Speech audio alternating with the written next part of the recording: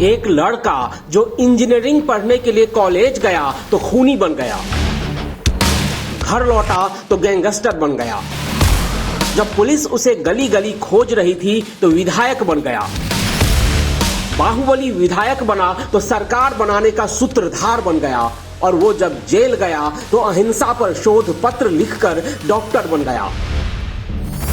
लेकिन उसके दिमाग में नफरत का बारूद इतनी मात्रा में भरा हुआ था, उसकी धमनियों में रक्त से ज्यादा जहर बह रहा था, लिहाजा वो नेता बनकर भी बम बंदूक के इर्द गिर्द सिमट कर रह गया।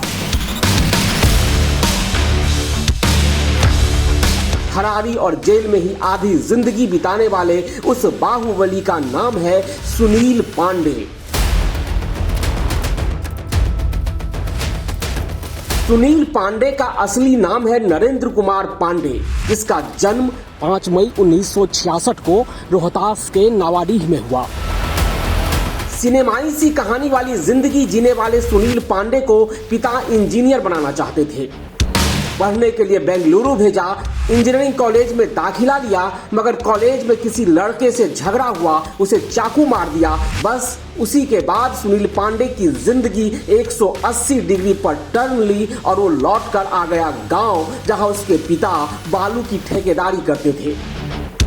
कहने के लिए तो सुनील पांडे अपने पिता के काम में लग गया, मगर हाथ में खून लगे दिमाग में जुर्म का जाल बुनता जा रहा था। गांव गली में मारपीट और गुंडई करते हुए सुनील पांडे सिल्लू मियां नाम के शख्स का शागिर्द बन गया, जो तब शहाबुद्दीन के आशीर्वाद से रोहतास के आसपास के इलाकों में गैंग चलाता था। सुनील पांडे ने सिल्लू मियां से अपराध की दीक्षा ली और फिर दोनों की जोड़ी ने डकैती, वसूली, हत्या की कई वारदातों को अंजाम दिया। रिपोर्ट के मुताबिक 1987 में बनारस में सुनील पांडे ने एक अपराध को अंजाम दिया। 1988 में एक के बाद एक कई बैंकों को लूटा, कई लोगों की हत्याएं की। कहते हैं कि अति महत्वाकांक्षी सुनील ने जिस सिल्लू की उंगली पकड़ी थी, उसी की गर्दन के नीचे गोली दागकर बाहुबली बना था। हालांकि सुनील पांडे पर यह केस कभी साबित नहीं हो सका, लेकिन उस इलाके में बालू के ठेके पर सुनील पांडे का एक छत्र राज हो गया। ये वो दौर था जब बिहार में जातीय अदावत चरम पर थी। रणवीर सेना और नक्सली संगठनों के बीच जबरदस्त जंग चल रही थी। सुनील पांडे ब्रह्मेश्वर मुखिया के करीब आया और रणवीर सेना का कमांडर बन गया। इससे सुनील का ऑरा और ज्यादा बढ़ गया। लेकिन 1993 में एक ईंट भट्टे मालिक की हत्या हो गई। इसके बाद सुनील पांडे और ब्रह्मेश्वर मुखिया में खूनी जंग छिड़ गई। दोनों की राहें जुदा हो गई, लेकिन सुनील पांडे खूनी कहानी लिखकर लगातार अपने डर के आभा मंडल का विस्तार करता रहा। 90 के दशक में सुनील पांडे का गैंग एक के बाद एक वारदातों को अंजाम दे रहा था और पुलिस उसे छू तक नहीं पा रही थी। बेहद दुबले पतले दिखने वाले सुनील पांडे को हर बाहुबली की तरह हथियारों का शौक था। AK-47 और चाइनीज मेड हथियार के साथ साथ राइफल और पिस्टल का जखीरा था सुनील पांडे गिरोह के पास।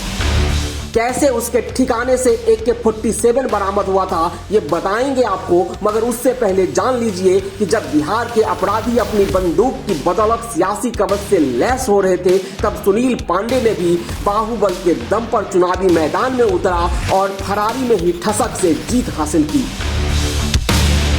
साल 2000 में 34 साल की उम्र में ही पुलिस से लुक्का छिपी खेलते हुए सुनील पांडे विधायक बन गया। तमाम बाहुबलियों को लामबंद कर नीतीश के समर्थन में खड़ा कर दिया और नीतीश हफ्ते भर के लिए मुख्यमंत्री बन गए।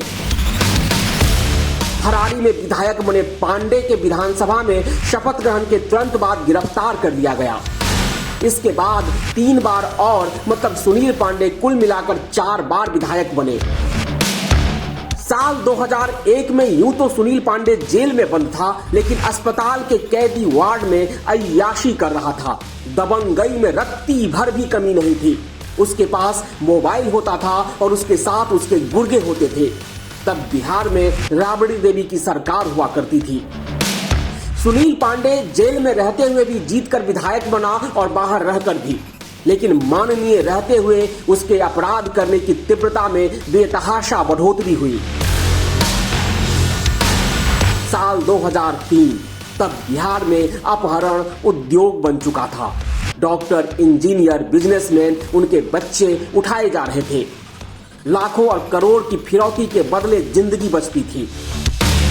मई 2003 की बात है। सूरज की गर्मी से तपता हुआ पटना एक डॉक्टर के अपहरण से उबलने लगा। डॉक्टर थे पटना के मशहूर न्यूरोसर्जन रमेश चंद्रा। 50 लाख रुपए की फिरौती मांगी गई थी। हालांकि तेजी दिखाते हुए पुलिस ने डॉक्टर चंद्रा को किडनैपर से छुड़ा लिया। इस केस में नाम आया विधायक सुनील पांडे का। 2008 में सुनील पांडे को इस मामले में उम्र कैद की सजा मिली थी, लेकिन ऊपरी अदालत से बरी हो गया। डॉक्टर चंद्रा की किडनैपिंग मामले में सुनील पांडे जब जेल में थे तब उन्होंने पीएचडी की। उन्होंने 2008 में आरा की वीर कुंवर सिंह यूनिवर्सिटी से भगवान महावीर की अहिंसा पर पीएचडी की थी। 2005 में नीतीश कुमार मुख्यमंत्री बने तो सुनील पांडे का रुतबा और ज्यादा बढ़ गया। शराब पीकर धुत्त बाहुबली विधायक सुनील पांडे नए नवेले सुशासन पर लाल स्याही से अपराध की कहानी लिख रहे थे और नीतीश कुमार बेचारगी की मौन सहमति दे रहे थे। पुलिस वाले हाथ डालने से बच रहे थे। इस बीच कैमरे के सामने कुछ ऐसा हुआ जो बाहुबली विधायक की गुंडई का महाविस्तार था। 2006 के जून में होटल में विधायक की रंगदारी दिखाने पर शराब और सत्ता के नशे में चूर सुनील पांडे ने एक पत्रकार को सरेआम गोली मारने की धमकी दी। नीतीश कुमार ने पार्टी से निकाल दिया, मगर सिर्फ दिखावे के लिए। 2010 में जब चुनाव हुआ तो सुनील पांडे फिर नीतीश के बगल में खड़ा था। पटना से लेकर रोहतास तक सुनील पांडे की हनक की कहानी देखी और सुनी जा रही थी। 2012 में रणवीर सेना के चीफ रहे ब्रह्मेश्वर मुखिया की हत्या हुई तो भी सुनील पांडे का नाम आया। 2015 में सुनील पांडे के जेल में रहते ऐसा खुलासा हुआ जिससे बिहार से यूपी तक बाहुबलियों की गली कांप गई। खबर ये थी कि सुनील पांडे ने डॉन मुख्तार अंसारी को मारने के लिए 50 लाख रुपए की सुपारी दी है। इसके लिए उसने आरा कोर्ट में बम ब्लास्ट करवाकर 2 अपराधियों को फरार करवाया था। इसी भगौड़े बदमाश लंबू शर्मा ने गैंगस्टर विधायक के बारे में सनसनीखेज दावा किया था। 2019 में एनआईए ने सुनील पांडे के दोनों भाइयों के घर पर छापेमारी की तो AK-47 बरामद हुए। इस बीच सुनील पांडे सियासी ठौर पाने के लिए दर बदर भटक कर कमजोर होते गए।